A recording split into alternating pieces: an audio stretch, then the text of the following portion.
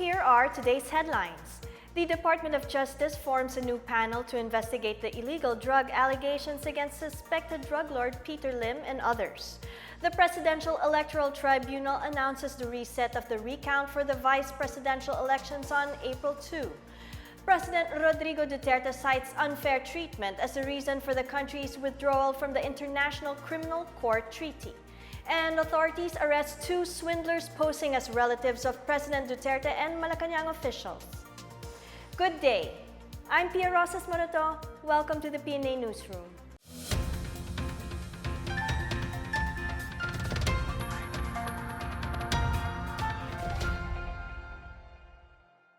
The Department of Justice has created a new panel of prosecutors who would review the dismissal of the criminal complaint against suspected drug lords Peter Lim, Ronald Kerwin Espinosa, Peter Ko, and several others. The new prosecutors will handle the motion for reconsideration filed by the PNP regarding their alleged involvement in illegal drugs operations in Central and Eastern Visayas. The PNP Criminal Investigation and Detection Group has already filed an appeal seeking the reversal of the DOJ's decision to dismiss the complaint. Justice Secretary Vitaliano Aguirre also ordered the NBI to investigate the prosecutors who dismissed the drug case against Lim and his co-accused whether they failed to fulfill their duties. President Rodrigo Duterte said that he would invoke his power of supervision and control to review the dismissal order.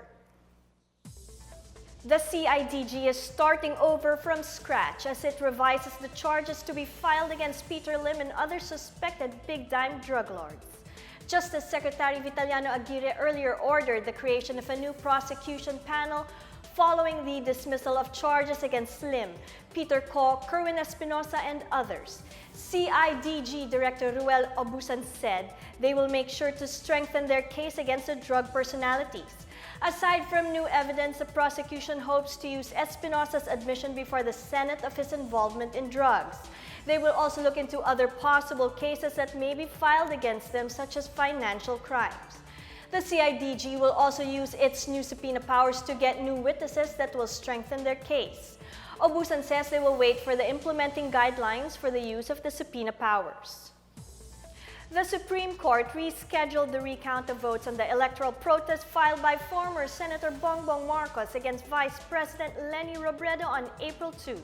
The Supreme Court sitting as the Presidential Electoral Tribunal cited the lack of revisers as the reason for the move. The Presidential Electoral Tribunal said that they need 50 revisers but only 42 passed the new mandatory psychological evaluation. Prior to this, the recount was first scheduled in February but was later reset on March 19. The ballot recount covers the three pilot provinces of Camarines Sur, Iloilo, and Negros Oriental, where Marcos is expected to prove that there were irregularities in the elections. Earlier, both camps agreed to withdraw all the motions they had filed before the Presidential Electoral Tribunal to be able to proceed with the recount. Finance Secretary Carlos Dominguez says the train law improved revenue collections of the Bureau of Internal Revenue and Customs.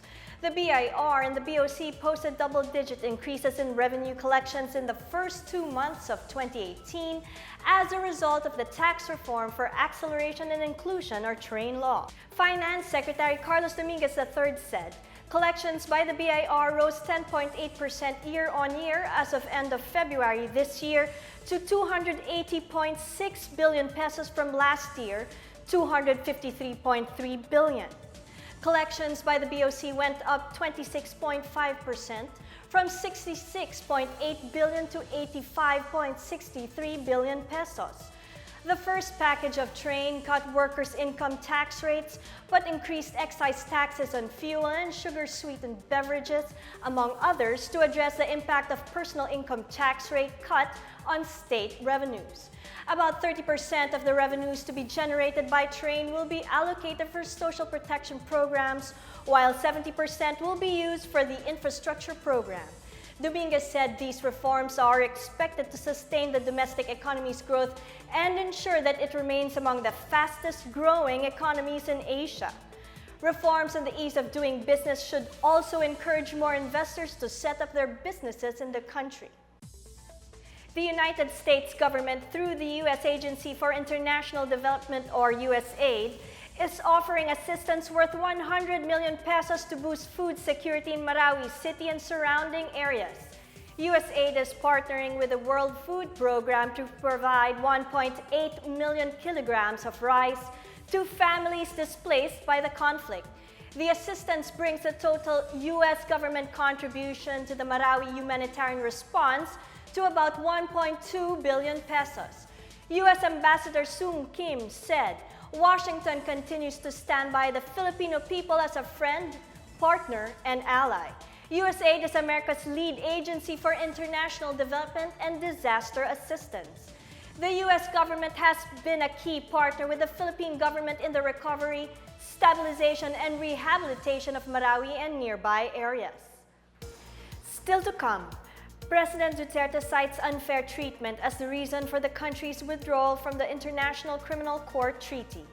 The local government of Malay Aklan orders the closure of a resort in Boracay. These and more when the PNA Newsroom continues.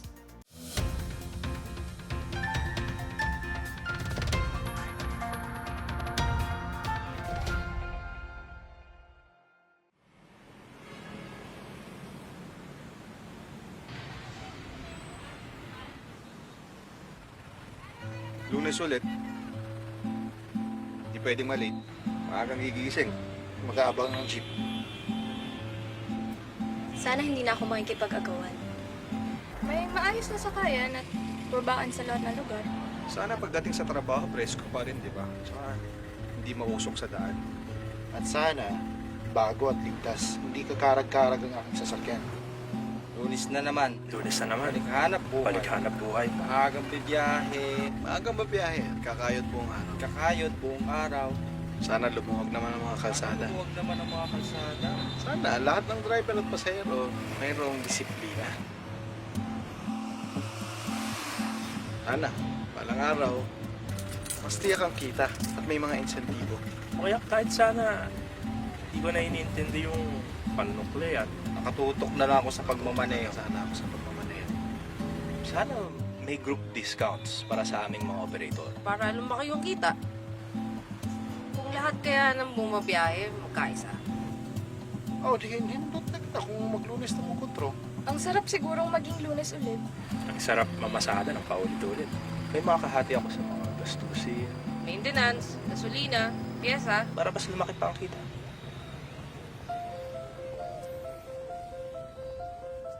Bukas nakatutok na lang ako sa pagmamaneho. Bukas, Mas tiyak ang kita at may mga insentibo. mga driver at pasahero, parehong may disiplina. At sa pagpasada, Maluwag na ang kalsada. Bukas, hindi nakakarag-karag ang mga sasakyan. Malinis na ang hangin sa daan. Malinis na ang hangin sa mga daan. Bukas, may sakayan na at babaan sa lahat ng lugar. At hindi na ako makikipag-agawan ng sasakyan. Sana bukas, Lahat ng bumibiyahe at namamasada, lahat ng bumabiyahe, mamasada, magkaisa. Magkaisa. Bukas, Lunes ulit. bukas, Lunes ulit. Bukas, di na ako late.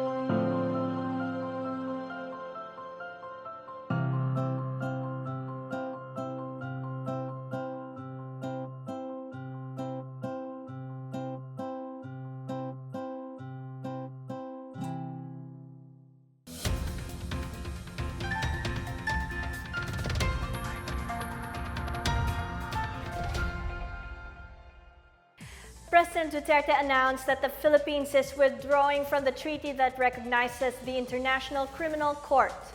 The president said he is withdrawing the country's ratification of the Rome Statute immediately. Duterte said he is convinced that the special rapporteurs of the United Nations are trying to portray him before the international community as a human rights violator.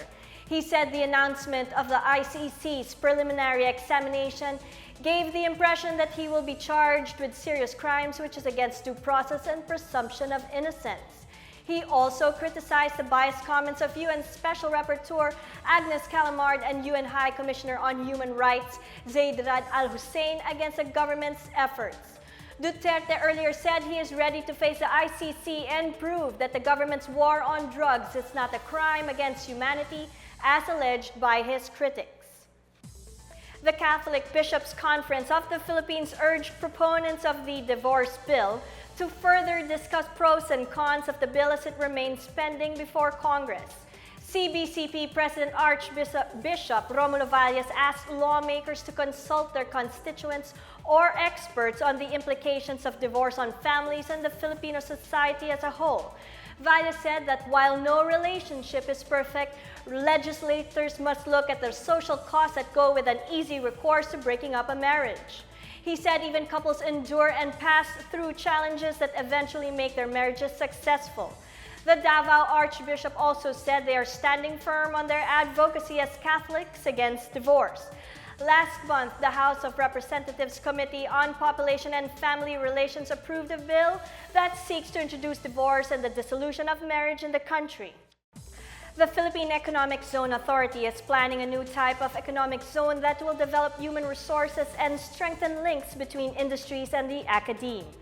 PESA Director General Charito Plaza said, PESA had consulted DOST and the Philippine Association of State Universities and Colleges for the Development of Knowledge, Innovation, Science and Technology or KIST parks nationwide.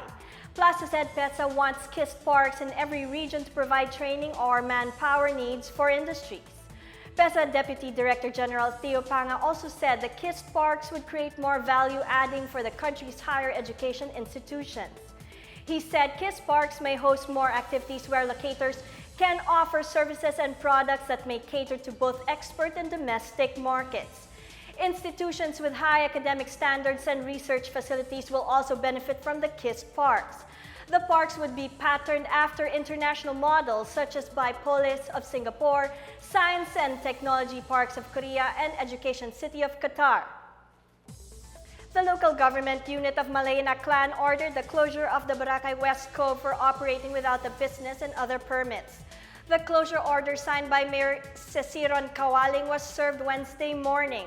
The resort was found occupying a no-build zone and for operating without business, occupancy, and sanitary permits. The LGU directed the Boracay West Cove management not to accept new guests while those billeted at the resort were transferred to other hotels. It also pledged to help find jobs for the staff who will be affected by the closure. The LGU rejected the appeal of Boracay West Cove owner Crisostomo Aquino for reasons that the closure violated the Forest Land Use Agreement for tourism purposes issued to his resort. Last month, Boracay West Cove was also ordered by the DENR to demolish the illegal structures they built on rock formations. Malacanang has declared March 22 as a special non-working day in the province of Cavite. The holiday is in commemoration of the 149th birth anniversary of General Emilio Aguinaldo, the first President of the Republic of the Philippines. The National Historical Commission of the Philippines, Provincial Government of Cavite, and Municipality of Kawit are organizing a whole day of activities to commemorate Aguinaldo's legacy and highlight his role in history. Provincial and local officials will grace the event with a Thanksgiving Mass, flag raising and wreath-laying ceremonies at the Aguinaldo Shrine. Cavite historians are also spearheading the province's Heritage Series, which honors Aguinaldo as well as the other Caviteño heroes who fought the Spanish rule. The series also aims to preserve Cavite's rich cultural heritage. The Provincial Tourism Office included parallel activities like the official tagline launch of the Cavite Provincial Tourism, a declamation contest, and cultural presentations. Up next, Budget Secretary Benjamin Diokno is confident Congress will pass a national ID system next week. The country's fencing team prepares for the World Championships in Italy this April. These and more when the PNA Newsroom returns.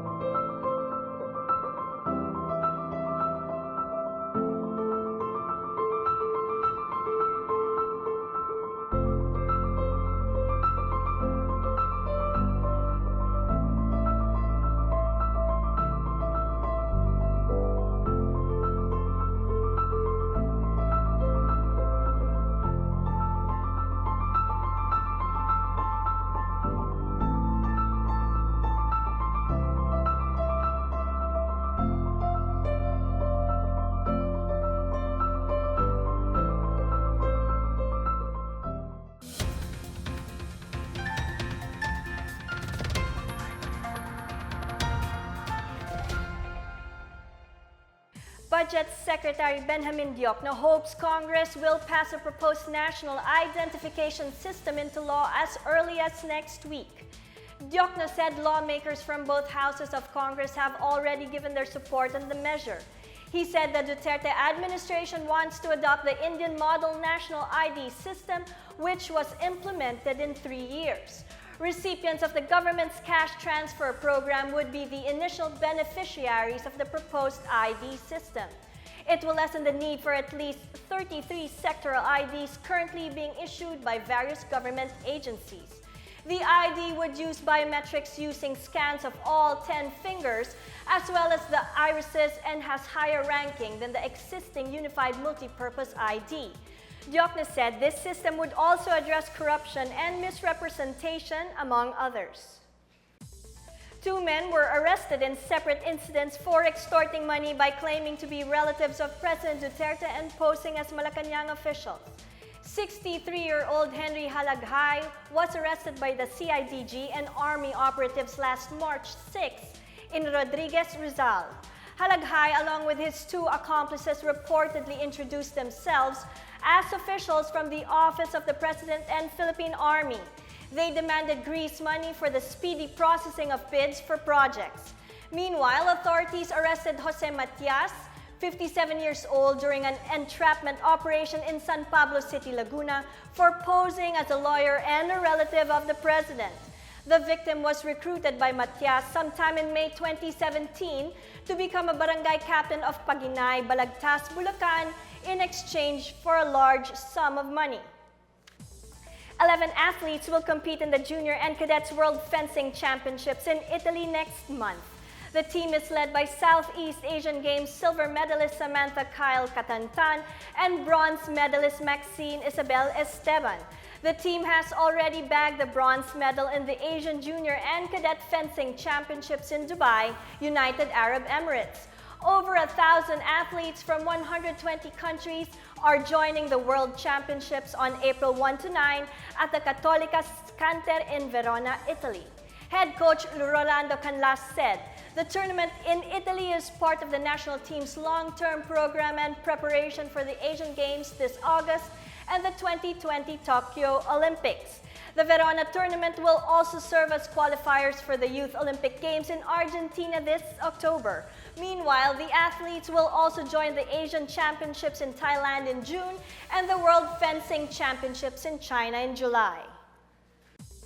A mass wedding ceremony is one of the highlights of La Trinidad Benguet Strawberry Festival. Here's our report.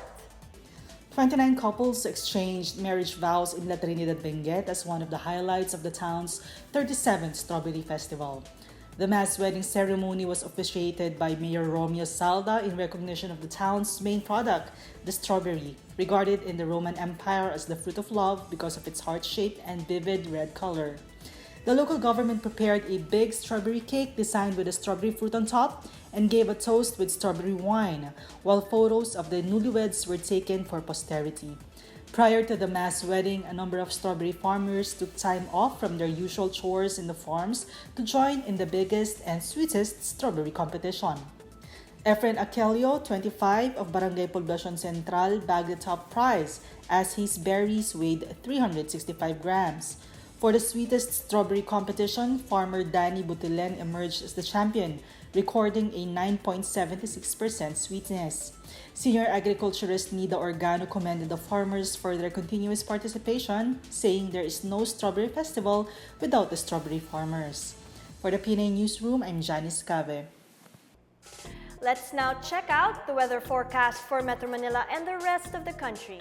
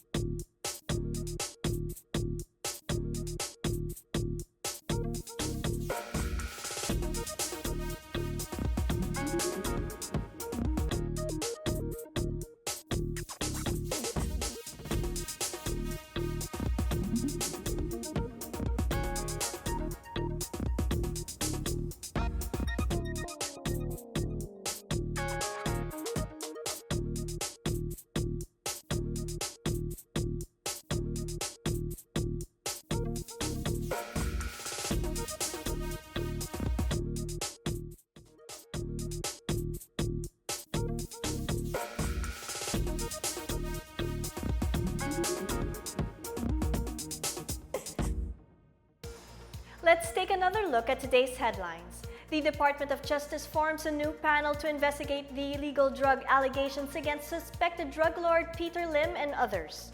The Presidential Electoral Tribunal announces the reset of the recount for the vice presidential elections on April 2.